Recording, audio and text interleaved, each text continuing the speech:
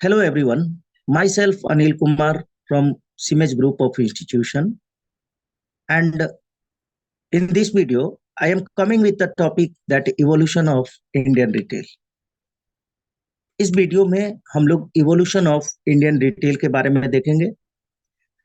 Indian retail के बारे में ये समझेंगे कि इसकी जो शुरुआत हुई वो कैसे हुई, इवोल्यूशन को हमने कहां से शुरुआत किया और in today scenario where we are standing.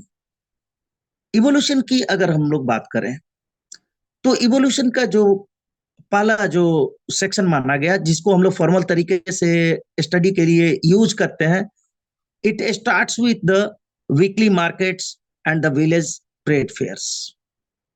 सबसे पहले जो रिटेल की फॉर्मेट्स को जो इवोल्यूशन के तौर पे जो रखा गया है फॉर्मल तरीके से, हालांकि मैंने आपको पिछले वीडियो में ये बताया था कि रिटेल की प्रक्रिया बहुत पहले से थी, लेकिन फॉर्मल तरीके से इसको 19th सेंचुरी में जब इसको डिफाइन किया गया, उसके बाद से हम इवोल्यूशन के पॉइंट को, जो सोर्स ऑफ इवोल्यूशन है, उसको हम लोग मानते हैं कि it started with the weekly markets and village trade fairs. ठीक है ना। जो हमारे गांव में वीकली मार्केट्स लगते थे उसको रिटेल का फॉर्म माना गया, और जो गांव में जो मेला वगैरह लगते थे उसको माना गया। और ये एक हिस्टोरिकल, इसको हम लोग एविडेंस मानते हैं, एक हिस्टोरिकल हमारा प्रोसेस है, जहां पे हमको क्या देखने को मिलता है, यहाँ पे हम लोग को रिटेल की प्रक्रिया को देखने और समझने का मौका मिलता है। दूसरा एक और जो डेवलपमेंट हुआ, धीरे धीरे धीरे धीरे रिटेल इसके इन सारे फॉर्मेट्स में, इन सारे फॉर्म्स में काफी समय तक रिटेल चलता रहा। और दूसरा जो फॉर्मेट आया, it was under the heading of convenience store. Convenience store वो क्या होता है कि इट इज इनकन्वीनियंस, ठीक है ना, जो आसानी से उपलब्ध हो और चीजें आपके इर्द गिर्द मिल जाए। से for example the mom and pops stores. Mom and pops kirana stores जो था, ये दूसरा फॉर्मेट माना गया under the development, under the evolution of Indian retail. और ये एक ट्रेडिशनल फॉर्म था। हमने बताया कि वीकली मार्केट और ट्रेड फेयर्स एक हिस्टोरिकल फॉर्म्स थे, लेकिन जो दूसरा फॉर्म आया उसके बाद, it is under the traditional forms. Traditional होने का मतलब ये था कि जो हमारे ये moms and pops kirana stores, ये परंपरागत एक जनरेशन से दूसरे जनरेशन, दूसरे से तीसरे जनरेशन, ये जनरेशन वाइज इसमें चल रहा था कि अगर किसी के दादाजी का किराना दुकान था तो उनके ग्रैंड चाइल्ड का भी वो उसी दुकान को उनके पिताजी ने भी यूज किया, और उसी दुकान को उनके चाइल्ड ने भी यूज कर रहा है। तो ये एक फॉर्म माना गया जो कि इवोल्यूशन में सेकंड पोजीशन, सेकंड फॉर्मेट माना गया under the evolution of Indian retail. तीसरा एक फॉर्मेट आया धीरे धीरे कोर्स ऑफ टाइम के साथ, एक थर्ड फॉर्मेट आया, और थर्ड फॉर्मेट था PDS system. The PDS system means what? It is the public distribution system. Public distribution system में हम लोगों ने देखा था कि पब्लिक डिस्ट्रीब्यूशन सिस्टम पहले होता क्या है, इसमें सरकार की तरफ से कोशिश ये की जाती है कि उनके बेसिक नेसेसिटीज को फुलफिल किया जाए विथ लो प्राइस। और ये हमारा एक कॉमर्शियल फॉर्म्स था, जहां पे कम दर पे लोगों को उनकी जरूरतों को पूरा किया जाता था, उनके जरूरत को के चीजों को उपलब्ध करवाया जाता था, और ये इसका कंट्रोल गवर्नमेंट के अंडर में था। गवर्नमेंट उस पर सब्सिडीज भी देती थी, जिसके वजह से उन सारी चीजों का मूल्य क्या होता था? सस्ता होता था।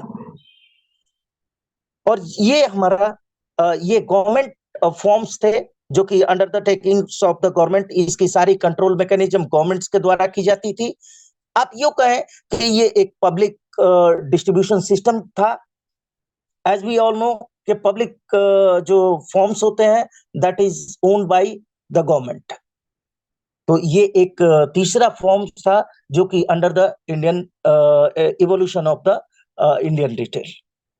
और जो चौथा फॉर्म था, that is the modern era, where the retail forms had been developed into a modern way. और यहाँ पे जो जो लास्ट का जो फॉर्म है, जो कि मॉडर्न मार्केटिंग में हम लोग देख पाते हैं, it is under the headings of the hyper market, the super market, the malls, departmental stores. और इस तरह से ये हमारा इवोल्यूशन ऑफ इंडियन रिटेल को हम लोग स्टडी करते हैं। Under the headings of this formats we could able to understand the evolution of the Indian retail. Important क्या था, चेंज क्या हो रहा था इन सारे इवोल्यूशंस में? सबसे इंपॉर्टेंट ये बात था कि and you can see easily that the on the screen that these are the weekly market. You can see how the people wait for their weekdays when the market had been organized on one place. Weekly market में क्या होता था कि एक जगह पे लोग सारे इकट्ठा होते थे, सभी लोग अपने अपने चीजों को लाते थे और वहां पे सोल्ड आउट किया जाता था। ये वीकली मार्केट था। उसी तरह से नेक्स्ट स्लाइड में हम लोग देख सकते हैं कि कैसे ट्रेड फेयर्स की क्या ये ट्रेड फेयर्स की बात की जा रही है, ठीक है ना। ये स्ट्रीट शॉप्स हैं, ये सारे जो गली मोहल्ले की दुकानें होती थी, स्ट्रीट शॉप्स के रूप में भी डेवलपमेंट हुआ। ये सारे हमारे डेवलपमेंट प्रोसेस के, ये आप इजीली यू कैन डिस्टिंग्विश कि how the people were sitting over there in the weekly market and here the people now been moving towards the सबसे पहली बात थी कि वीकली मार्केट्स वगैरह में कोई फिक्स लोकेशन नहीं था उनके पास। वो जहां भी जिस दिन पे मार्केट होता था वहां पे वो अपने शॉप्स को ले जाते थे और अपनी चीजों को सोल्ड आउट करते थे। उसके बाद स्ट्रीट्स आए, उसके बाद धीरे धीरे ये एक फिक्स्ड लोकेशंस की तरफ बढ़ता चला गया। पूरे रिटेल की अगर हम लोग बात करें तो ये धीरे धीरे करते करते और मॉडर्न डेज में ऑर्गेनाइज होता चला गया। ये हमारे हॉकर्स, ये भी इनकी फिक्स्ड पोजीशन नहीं होती है। हॉकर्स के फॉर्म में भी ये सारे हमारे मार्केट्स जहां पे हॉकिंग आप अक्सर देखते होंगे, स्टेशन वगैरह के जहां पे क्राउड एरियाज होते हैं वहां पे हॉकर्स अपने ठेलों पे या फिर किसी दूसरे माध्यम से वहां पे वो चीजों को सोल्ड आउट करते हैं, ठीक है। बट एक और डेवलपमेंट हो रहा था, धीरे धीरे रिटेल को टेक्नोलॉजी भी मिल रही थी। टेक्नोलॉजी भी इधर development of the industrialisation, development of the technology, ये भी प्रभावित कर रहा था रिटेल को। और जो हमारा लास्ट का फॉर्मेट है जहां पे हम लोग देख सकते हैं मॉल, सुपरमार्केट, हाइपर मार्केट, ठीक है ना। एंड दिस इज एक और चीज मैं आपको दिखा दूं कि this system is known as PDS system. ये जो आप स्क्रीन पे अभी देख पा रहे हैं कि PDS system means the ration shop, ठीक है ना, जहां पे लोगों को कम पैसे में सरकार के तरफ से उनकी जरूरतों को, जैसे ग्रेन्स, ठीक है ना, जैसे उनके लिए किरोसिन ऑयल और भी जरूरत की चीजें, शुगर, ये सारी चीजें पीडीएस के माध्यम से उनको मुहैया कराई जाती थी।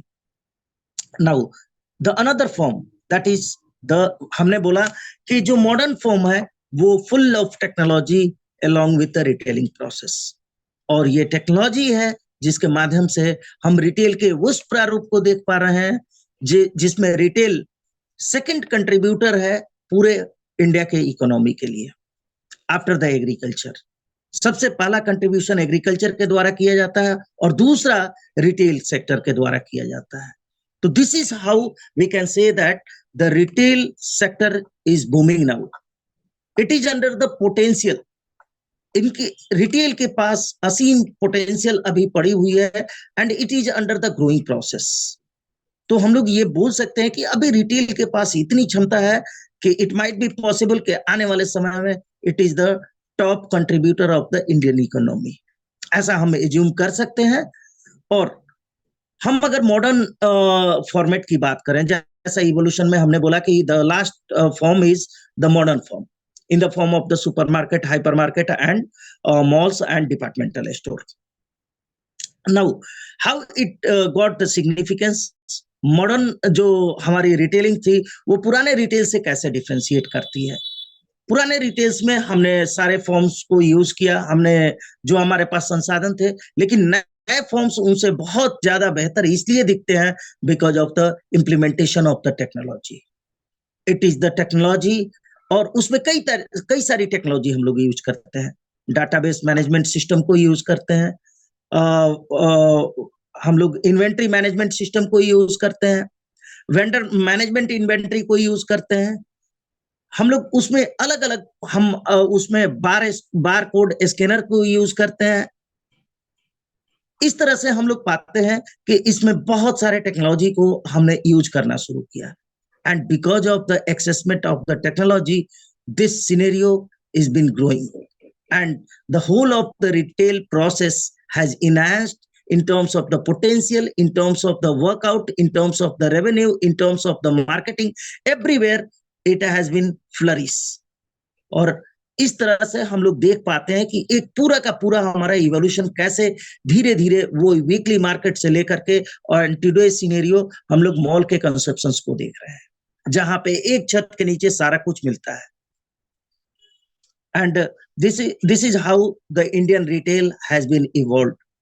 मैं इसको कंक्लूड करना चाहूंगा और कंक्लूजन में ये आपको बोलना चाहूंगा कि जहां हमारे पास कोई टेक्नोलॉजी नहीं थी, हम स्वतः इस प्रोसेस को पूरा करते थे। एक ऐसा माना जाता था कि ये पूरी प्रक्रिया ह्यूमन ड्रिवन है, जो कि आज के डेट में टेक्नोलॉजी ने उसको और इनहांस कर दिया और बूस्ट कर दिया, and the contribution under the economy also had been increased, and hope so कि in future these trends will be continue under the headings of the retail। Thank you so much। उम्मीद करता हूं आपको इस video से evolution of retail, Indian retail को समझने में बहुत मदद मिलेगी। आप इसको लाइक करें और सब्सक्राइब करें। Thank you so much.